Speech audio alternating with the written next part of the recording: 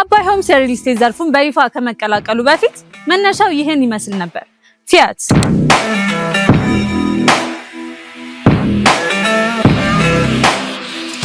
ይህ ቦታ እንደ አውሮፓውያን አቆጣጠር በ1920ዎቹ መጨረሻ የጣሊያኑ ግዙፍ የመኪና አምራች የሆነው ፊያት በራሳቸው በጣሊያኖች የፊያት መኪናን የሚሸጡበት እንዲሁም የሚያድሱበት ቦታ ነበር። የደርግ መንግስት ወደ ስልጣን በመጣበት ጊዜ ይህንን ቦታ በመንግስት ባለቤትነት ስር ማስተዳደር ጀመረ። በጊዜውም በከተማችን ውስጥ አሉ ከሚባሉ ትላልቅ ጋራጆችና የመኪና መገጣጠሚያዎች ውስጥ አንዱ ሲሆን በዋናነት የዳፍና የማርሴዲስ የከተማ አውቶቡሶች ቦዲ የሚሰራበት ትልቅ ተቋም ነበር። በ1992 መንግስት የተወሰኑ የልማት ድርጅቶችን ወደ ግል ዘርፍ በፕራይቬታይዜሽን ሲያስተላልፍ አባይ ቴክኒክ ከተላለፉ ድርጅቶች መካከል አንዱ ሆኗል። አባይ ቴክኒክ ለበርካታ የሀገራችን መኪናዎች የጥገና፣ የሰርቪስ እንዲሁም የአመታዊ ተሽከርካሪ ምርመራ ወይንም ቦሎ ቁጥር 1 ተመራጭ ቦታ ነው። አባቶቻችንና አያቶቻችን በፍቅር ይነዱት የነበረውን የፎቶን መኪና በኢትዮጵያ ውስጥ አስመጥቶ መገጣጠምና መሸጥ የቻለ የመጀመሪያ ድርጅት ነው።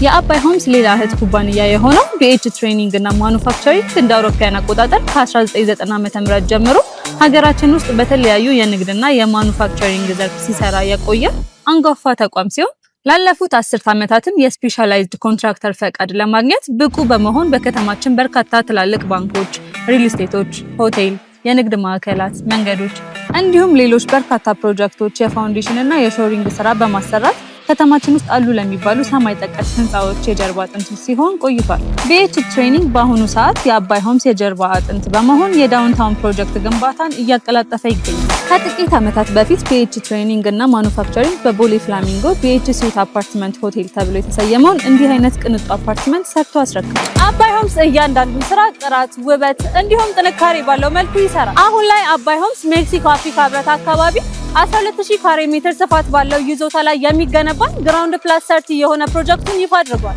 ይህ ፕሮጀክት በቂና ምቹ የመኪና ማቆሚያ ስፍራ፣ የኤሌክትሪክ መኪናዎች ቻርጅ ማድረጊያ፣ የከርሰ ምድር ውሃ፣ ጄኔሬተር፣ የደህንነት ካሜራዎች፣ እንደ ልባችሁ የምትጠቀሙበት ትልቅ አዳራሽ፣ ዘመናዊ ጂምናዚየም፣ ስቲም፣ ሳውና፣ የልጆችና የአዋቂዎች የመዋኛ ገንዳና በውስጡም 13 ሊፍቶችን ያካተተ ምቹ የንግድ ማዕከልና የመኖሪያ ቦታ ነው።